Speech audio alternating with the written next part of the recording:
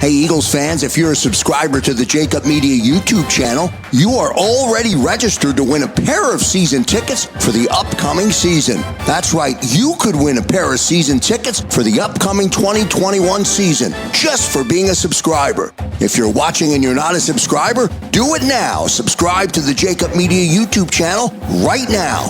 What do you need to do? Subscribe right now.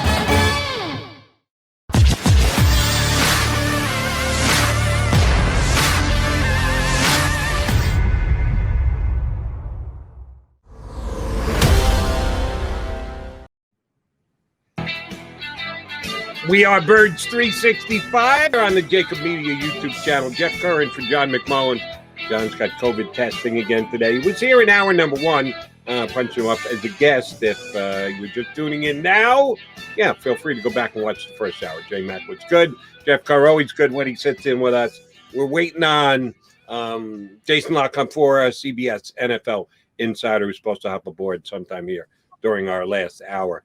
JK, fun coaching matchup this week between the 49ers and the Eagles because Nick Sirianni gets A-plus grades for play calling in game number one in his era here in Philadelphia. Something I had no idea he was going to be able to accomplish because we had no idea what kind of play caller he was going to be. Never did it before. And I don't count the preseason where they kept it as vanilla. As it wasn't even vanilla bean. It was just plain vanilla, what the Eagles did in the preseason. So I didn't know what kind of play caller Nick Sirianni was going to be. He gets an A-plus for yours truly. Matching up against Kyle Shanahan, one of the most proclaimed play callers in the National Football League. How much does Sirianni use this as a personal challenge in game number two against San Fran? Well, again, Kyle Shanahan is, in my opinion, one of the top 10 coaches in this league. And if it wasn't for injuries last year, I think the 49ers would have probably won the NFC West and went back to the playoffs. It's just the reality of the situation. I forget what his exact record is with Jimmy Garoppolo as the starting quarterback, but it's over a 70 winning percentage. It's really, really good. This is a good test for Nick. And, I thought Arthur Smith was a good test for Nick just because Arthur Smith was the hot coaching hire and the Falcons were able to get him. And Nick kind of blew him out of the water a bit. Now we'll see what he does against, in my opinion, a really good coach in Kyle Shanahan. And obviously you're going to go against, one of the greatest himself in a couple of weeks and Andy Reid, and you get to go against Bruce Arians. So, these next couple of weeks, it's going to be a test for him, no doubt. And I'm curious to see what he has in store for. I think the real matchup here is Nick Sirianni versus DeMeco Ryans because DeMeco Ryans has a lot on his plate this week. He is not Robert Saleh yet. He's got the talent, but does DeMeco Ryan, what's he have in store for this Eagles offense? Let me ask you about the QB of the 49ers, and I'm not talking about Trey Lance, who did go in and throw a touchdown pass on the one and only pass that he did throw. So much was made of the dueling quarterback situation. It really wasn't. There was just an early, let's get Trey on the field, get him some success, and damn if it didn't work. Garoppolo, 17 of 25, 314 yards. He only threw one touchdown, but he did not throw any picks. We know what Jimmy G's overall career arc has been. Backup forever behind Tom Brady, then becomes San Francisco starter. Is the quarterback of the team that makes it to the Super Bowl. I wouldn't say he carried them to the Super Bowl. It was their defense and their running game, but he certainly was an able participant.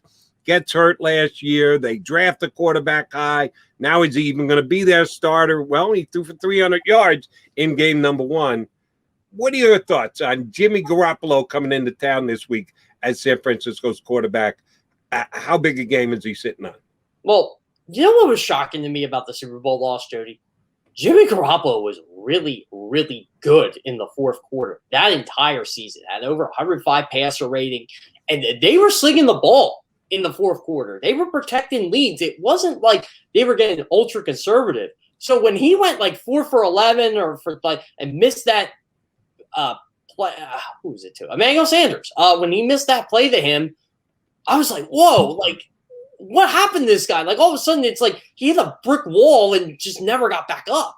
So it's hard to make anything out of Jimmy Garoppolo, but him and Kyle Shanahan together, they do work. They do win games. And is this a big game for Jimmy G? I don't think it's a big game for him per se. Maybe for his career. If he plays bad against a defensive front that can get after him and get pressure on him, yeah. But overall, I think in his, facing the Philadelphia Eagles, I don't think it's going to determine where Trey Lance is a starter or not, unless this guy just pulls off a fourth quarter of Super Bowl 54 again, which the Eagles can do because they can get pressure on the guy. But overall, I don't think his leash is that short yet. I still think he could be the guy the entire season. I don't think the 49ers want to be the guy the entire season, but he just reminds me of an Alex Smith type guy because you're not getting rid of me yet. We had 3 quarterbacks start this past week 1, as rookies in the National Football League. Trevor Lawrence threw 3 touchdown passes, but his team got crushed. The Jets at number 2 with Zach Wilson. He kind of rallied them in the second half, but came up short, and they got beat as well. And then Mac Jones, who did get the nod in New England after he beat out Cam Newton for the job. They also were lose. So the 3 rookie quarterbacks did lose all 3 games who started. Oh, by the way, the only team that won with a rookie quarterback was San Francisco with Trey Lance coming off the bench and throwing a touchdown pass. Justin Fields didn't get enough of a chance in Chicago, and they got their tail kicked. So even though a bunch of quarterbacks who make the argument look good didn't portray themselves yet with wins, you did have 3 starters. How long is Lance going to be on the bench for San Francisco? Well, that's the thing. I think Jimmy Garoppolo could be the quarterback of this team the entire year. But the 49ers did trade up 9 spots and gave up 2 future first-round picks to play this guy. If they think he's ready, he's ready, whether that's week 6, week 8, week 11. I personally think it's going to be sooner rather than later. I think if Jimmy Garoppolo has like 2 or 3 bad games in a row, they will go to Trey Lance. And ultimately, I think a lot of it's going to have to do with injuries too, Jody. Like, if they just keep getting injuries to running back after running back after running back, and Kyle Shanahan wants to put new wrinkles in this scheme, at least in my opinion, I think they'll go to Trey Lance sooner rather than later. But if Jimmy Garoppolo plays like 2019 Jimmy Garoppolo, it's going to be very, very hard to bench this guy for Trey Lance, even though Trey Lance is your future. And when they first drafted him, I thought, okay, maybe Trey Lance goes in 2022.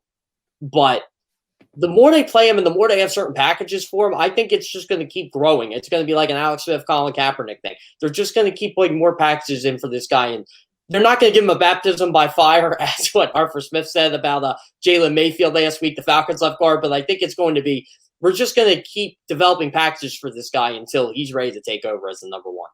This past week when the 49ers won, as I mentioned, Jimmy G threw for over 300 yards. Lance came in, threw 1 pass, touchdown. Okay, you can sit back down again, Rook. Nice job. Deebo Samuel, 9 receptions for 189 yards and got one of the only 2 touchdown grabs that 49er wide receivers had. He's a talented player, and he's a game-breaking type player, but he's not your prototypic downfield throw the ball to him on shot after shot after shot down the field. He's more of a creative catch type guy. Does that say more about San Francisco's offense or the Lions' defense, that Deebo Samuel was not only that good, but that highly used in that many different ways in their opener last week in Detroit? I think it was more the Lions' defense, obviously. And they lost Jeff Okudah, their number 3 overall pick from 2020. And I thought he was going to be a stud coming out. He's just been injured a lot. It's unfortunate, and I'm sure Matt Patricia has had a lot to do with his lack of development. But he's a good player, and just unfortunately suffers a lot of injuries. But Detroit secondary in general is not very good. They're not a great tackling team. Their defense is clearly why a lot of people think that they are going to be as bad as they are. I don't think it has anything to do with Jared Goff. I don't think it's anything to do with the offense on that offensive line. I think it's the wide receivers and their defense. It's just their defense just doesn't make plays. They don't make a lot of tackles, and they play hard for Dan Campbell. And you will get that from this team. They can come up and bite your kneecaps off, if you will, if you kind of let them slip. And I think the 49ers learned that on Sunday. So overall, I think it's more of Detroit's defense, but Deebo Samuel is a good player. I'm not going to deny that. And I just think when you have a lot of weapons on that 49ers roster, when you have a Brandon Ayuk, a Deebo Samuel, you have to worry about the running game. You have to worry about George Kittle at all times. I think it allows one of these guys to break out, and Deebo Samuel just happened to be him. Let's flip side it a little bit here, JK, and see what the Lions did. Now, the 49ers ran out to a big early lead, and they might have rested on their laurels a little bit. I believe that on defense. They went into a little bit of a prevent mode that gave the Lions the ability to get back in it. Then they get a onside kick, which you don't usually get in the National Football League. They were able to recover. That got them within that one score late in the game.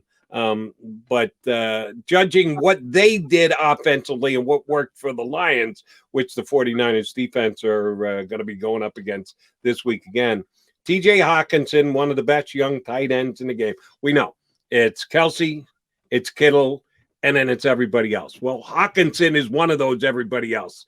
The Raiders tight end who had a big game on Monday night is right there. It's one of those everybody else. Eagle fans like to believe that Dallas Goedert is one of those in that group of everybody else after the top two tight ends. So he can maybe fill that role that Hawkinson did. 8 catches, 87 yards. And then the next top two receivers after the tight end for the Lions were their two running backs. Swift had 8 catches for 65 yards. Williams had 8 catches for 56 yards. Again, I'll ask you about, was that's what San Francisco gave up, or that's what the Lions format was and what they wanted to do? That's a whole lot of catches by someone other than a wide receiver. The Eagles had success with their wide receivers this week.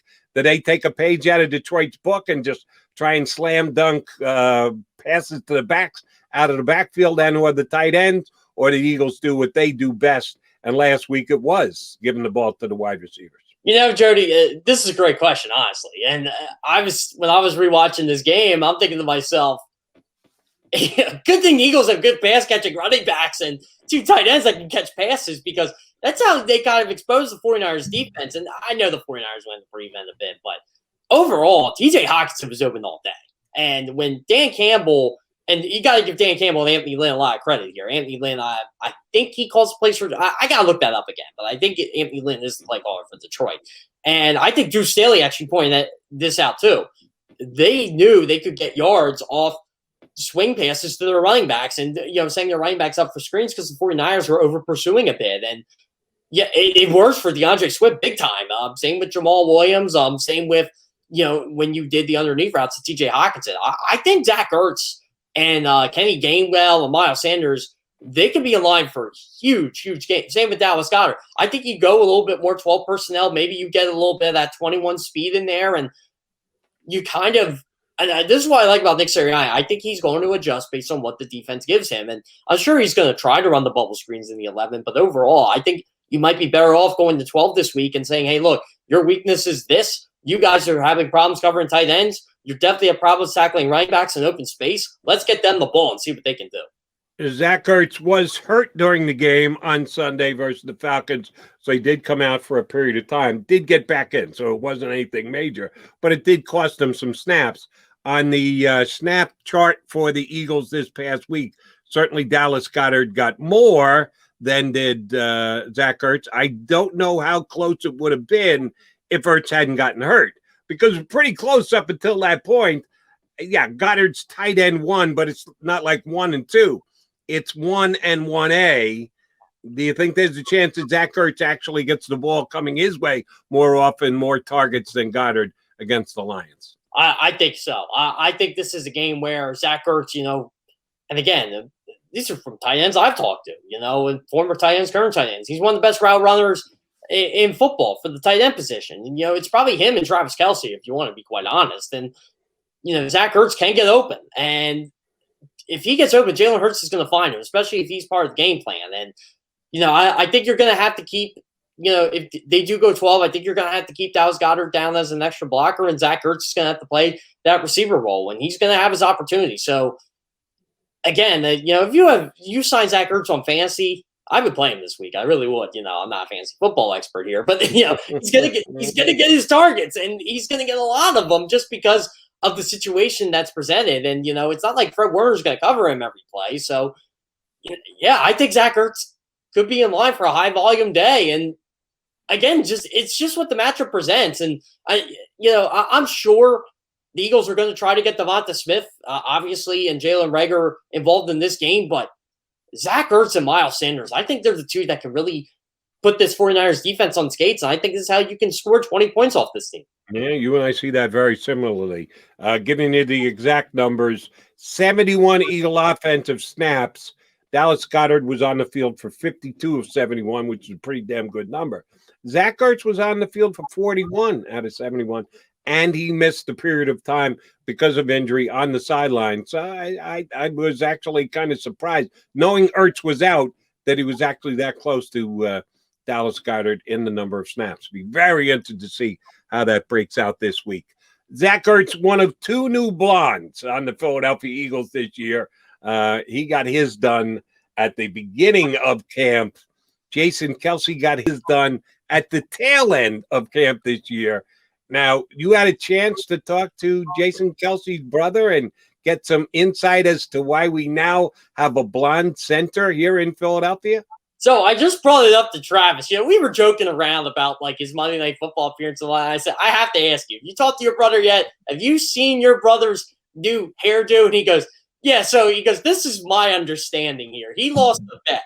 And he said, I'm pretty sure it was the Zach Ertz because, and he said, just being the team player he is. He didn't say what the bet actually was, but he said he definitely lost. From his understanding, he lost the bet to Zach Ertz, and that's why he has to keep his hair blonde the whole year. And he said, I think it's hilarious. He was laughing at it. He said he actually had to FaceTime him to see it, not live, obviously, but to see it in the flesh, as Travis Kelce called it. And, I honestly think I brought it up because we were talking about his beard and, I'm clean shaven, and he kind of cut it. He said he cut it to a half, and he said he's never going to cut it to a 1 or a 2 again. He's never going to keep it at that during training camp. He said those days are done. But yeah, so I hope Jason Kelce's available today, and I hope people ask him why his hair is blonde because I want to find out a little bit more about this bet. Yeah, I want to know what the bet was. If it really is a payment of a lost wager, I'd love to know what that wager is. All right, speaking of betting, the Eagles are betting on Jalen Hurts this week.